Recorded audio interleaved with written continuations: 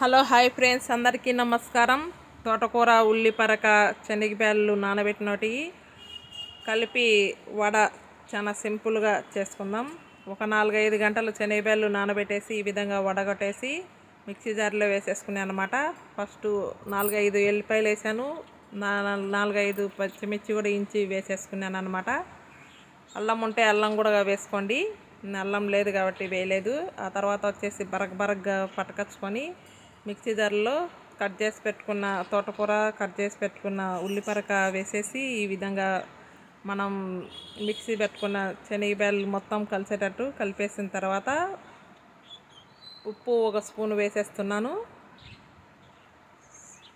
టేస్ట్కు తగ్గట్టు ఉప్పు వేసుకోవాలి. ఆ తర్వాత వచ్చేసి 1 స్పూన్ పసుపు అనేది వేసేస్తున్నాను. ఈ విధంగా 2 వేసేసి మంచిగా కలిపేసుకోవాలి. కలిపేసుకొని వడ అనేది మనం ఇప్పుడు దాంట్లోకి సన్నగా జరిగి పెట్టిన ఉల్లిపాయలు కూడా వేసేసాను అనమాట. తర్వాత ఈ విధంగా మంచిగా కలిపేసుకోవాలి. కలిపేసుకున్న తర్వాత మనకు ఉప్పు సరిపోకుండా కానీ చూసి వేసుకోండి. ఇప్పుడు మొత్తం అంతా ఆ విధంగా కలిపేసుకున్న తర్వాత నేను వడ అనేది ప్లేట్లోకి తట్టేసుకుంటాను.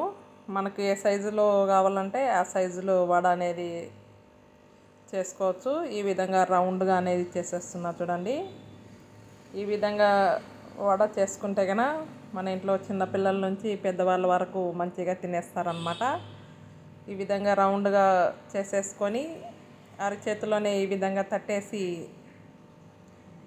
మొత్తం వడలు అనేది ఈ విధంగా ప్లేట్లో పెట్టేసుకోవాలి. మనం స్టవ్ దగ్గరికి వెళ్ళి ఇట్లా ఈ విధంగా తట్టుకునే తలకి లేట్ అవుతుంది కాబట్టి ఈ విధంగా మనం అన్ని ప్లేట్ నిండుకు వడలు అనేది తట్టేసుకున్న తర్వాతనే స్టవ్ దగ్గరికి అనేది వెళ్తే కనుక మనకు తొందరగా ఫాస్ట్గా అనేది అయిపోతాయి అన్నమాట. ఇప్పుడు స్టవ్ మీద ఫ్యాన్లో ఆయిల్ వేసేసాను. ఆయిల్ వేడైన తర్వాత ఈ విధంగా వడలు అనేది వేసేస్తున్నా చూడండి. ఒక సైడ్ కాలిన తర్వాత ఒక సైడ్ తిప్పేసి ఈ విధంగా తోటకూర, ఉల్లిపరక కలిపిన వడలు చాలా మంచిగా కమ్మగా ఉంటాయి. మీరు కూడా ఈ విధంగా చేసుకొని తిని ఎలా ఉందో కామెంట్ బాక్స్లో కామెంట్ పెట్టండి.